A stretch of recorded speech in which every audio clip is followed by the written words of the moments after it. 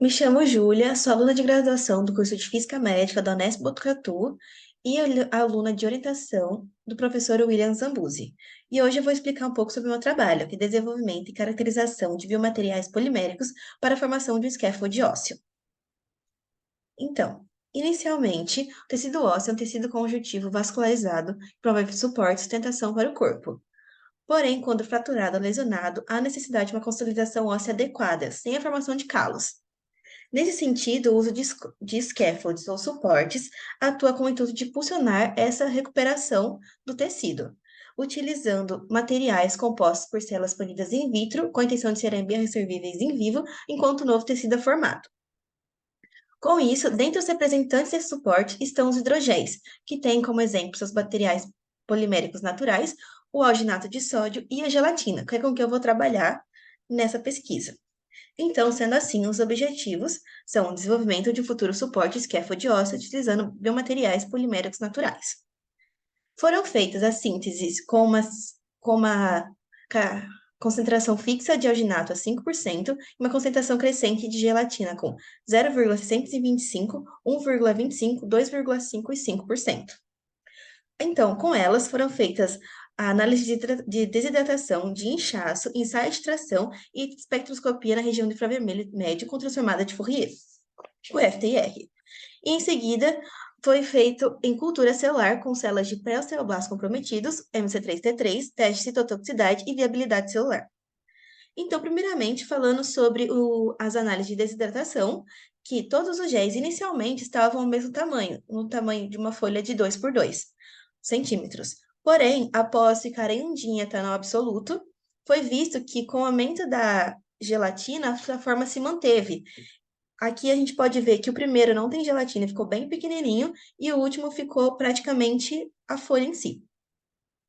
Aqui, dando sequência, vou para o FTIR. Aqui eu ressaltei os focos interessantes de grupos funcionais característicos do material, como o grupo NH e o COH.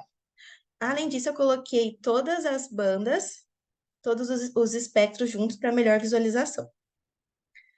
Partindo disso, eu fiz o teste de inchaço, que aqui, que aqui eu pude ver a biodegradabilidade do material em ambiente análogo ao corpo humano, já que a solução que eu utilizei tem íons análogos ao do sangue.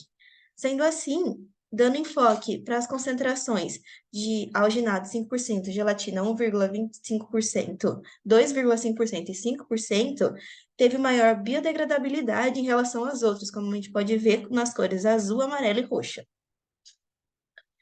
Aqui, em seguida, nessa tabela, eu demonstrei o ensaio de tração, que houve um máximo de força maior com a gelatina 5% em relação às outras concentrações de gelatina, mas não em relação à concentração de alginato, porém, uma deformação máxima muito maior com o aumento da gelatina. Inicialmente, a gente teve uma queda da deformação máxima, porém, depois a gente teve um aumento gradual e maior.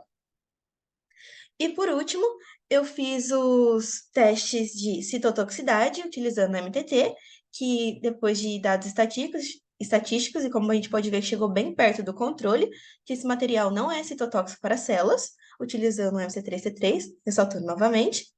E o ensaio utilizando sal de cristal violeta para ver a viabilidade e adesão celular, pode ver que eles ultrapassaram o controle, então ele não foi tóxico e aumentou a adesão celular.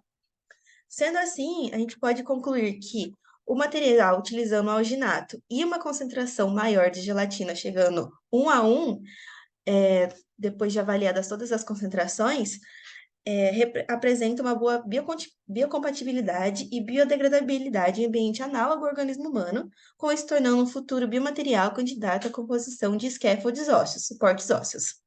Eu queria agradecer também à FAPESP pelo apoio.